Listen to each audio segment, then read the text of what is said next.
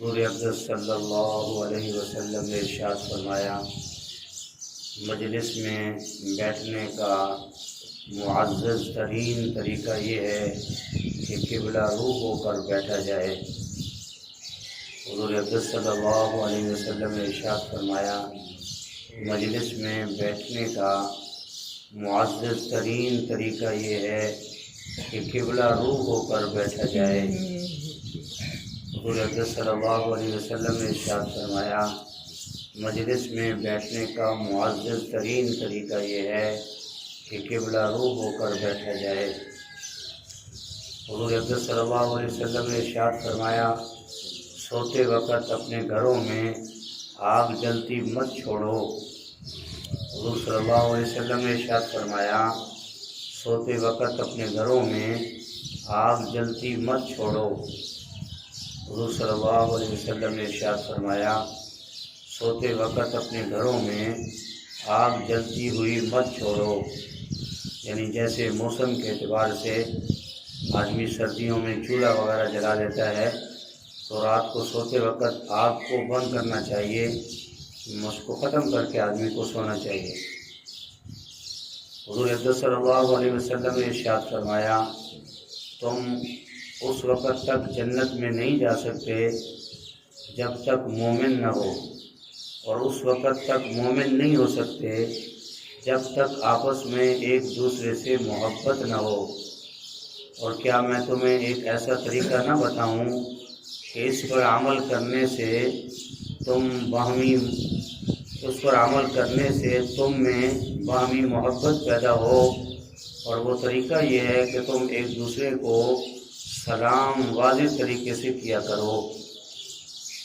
حضور اقدس صلی اللہ علیہ وسلم نے ارشاد فرمایا، تم اس وقت تک جنت میں نہیں جا سکتے جب تک مومن نہ ہو، اور اس وقت تک مومن نہیں ہو سکتے جب تک آپس میں ایک دوسرے سے محبت نہ ہو۔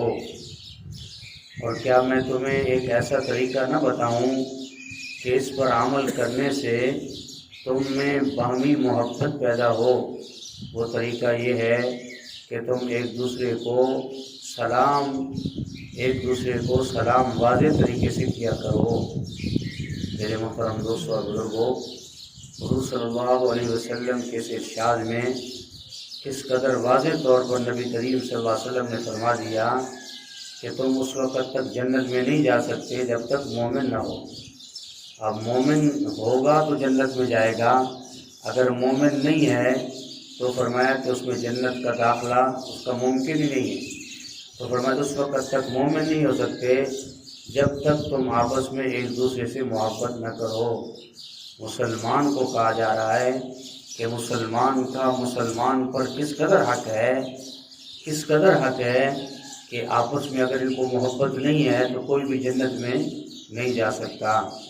آپس میں محبت کرنا، مسلمان کا اکرام کرنا، مسلمانوں کے حقوق کی پاسداری کرنا، جو حق جس مسلمان پر ہے اس کا خیال کرنا۔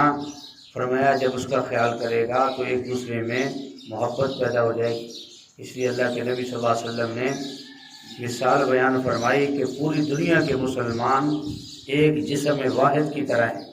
اللہ کے نبی صلی اللہ علیہ وسلم نے جو رشتہ داری مسلمانوں کی بتائی ہے اور جو مسلمان کا تعلق بتایا ہے، ایمان کی علامت ہے کہ مسلمان جو ہے، فرمایا کہ اپنے دوسرے مسلمان کو ایسے ہی محبت کی نظر سے دیکھتا ہے جیسے بھائی کو دیکھتا ہے۔ تو حضور صلی اللہ علیہ وسلم نے فرما دیا کہ مومن بننے کے لیے، فرمایا مومن ہوں گے تو تم جنت میں جا سکو گے، اور مومن بننے کے لیے شرط ہے کہ مومن کو آپس میں محبت ہونی چاہیے۔ دنیا میں ایک فرقہ ایسا بھی ہے اثنا عشری شیعوں کا، وہ آپس میں اگر ایک دوسرے کو کہہ دیں کہ میں شیعہ ہوں تو چاہے اس کو کچھ کرنا پڑے وہ ایک دوسرے کے لیے کر گزرتے ہیں۔ انہوں نے فرمایا کہ ان حدیثوں کی روشنی میں آپس کا جو تعلق جوڑا ہے آج دوسرا مسلمان اس کو بھول چکا ہے۔ تو میرے محترم دوستو اور بزرگوں، حضور صلی اللہ علیہ وسلم کے اس ارشاد کے مطابق اگر ہم چاہتے ہیں کہ اللہ ہمیں جنت میں بھیجے اور ہم اللہ کی بنائی ہوئی اس مہمان خانے میں عزت اور احترام سے رہیں، تو مسلمان کی قدر کرنی چاہیے۔ آج مسلمان کی غیبت کی جاتی ہے، مسلمانوں کو حقیر سمجھا جاتا ہے، مسلمان کی عزت و احترام کو جانتا ہی نہیں، عزت اور آبرو کو جانتا ہی نہیں ہے۔ مسلمان اس قدر بیچارہ جو ہے اپنی خواہشات کی پیروی میں بہت آگے جا چکا ہے۔ تو اللہ کے نبی صلی اللہ علیہ وسلم نے فارمولہ بتا دیا کہ اگر تم جنت میں جانا چاہتے ہو تو پھر تمہیں مومن بننا ہوگا، اور مومن بننے کے لیے آپس میں مسلمانوں سے، مومنین سے محبت کرنی ہوگی۔ مسلمان مومن سے محبت کرنا یہ گویا کہ جنت کے داخلے کا سبب ہے۔ آج تو آدمی جو ہے امام مسجد کے خلاف جہاں جس کو چاہو اسی کو ہتھیار بنا لو اور اس کے خلاف غیبت میں لگ جاؤ۔ یہ نہیں پتا کہ میں کتنا بڑا نقصان کر رہا ہوں۔ مسلمان عالم کی غیبت کرنا، مسلمان کو غیبت کرنا کتنا بڑا گناہ ہے۔ تو فرمایا اللہ پاک جنت سے روک دیتے ہیں اس آدمی کو کہ فرمایا جب تک وہ مومن نہیں ہوتا۔ تو آگے فرمایا کہ اس کا طریقہ بہترین کیا ہے مومن بننے کا، کہ تم سلام واضح طریقے سے کیا کرو، سلام کو کرنے میں خیال کیا کرو، السلام علیکم ورحمۃ اللہ وبرکاتہ، تاکہ ان کلمات کی ادائیگی سے انسان تکبر سے بھی بری ہو جائے اور اجر بھی حاصل کر لے اور مومن بھی بن جائے۔ کتنا بڑا عمل ہے جس کو آج ہم معمولی سمجھتے ہیں۔ گھر میں داخل ہوں تو فرمایا سب کو واضح طور پر السلام علیکم کہنا چاہیے۔ چھوٹا جو ہے وہ بڑے کو سلام کرے، چلتا ہوا بیٹھے ہوئے کو سلام کرے، سواری والا پیدل والے کو سلام کرے۔ یہ مسلمان پر گویا کہ واجب کا درجہ رکھتا ہے۔ میرے محترم دوستو، آج ہم اس کا خیال بھی نہیں کرتے۔ سلام کرنا بڑا معیوب ہو گیا ہے، حالانکہ سلامتی ہے، دعا ہے، کلمات خیر ہیں، لیکن ہمارا حال کیا ہے؟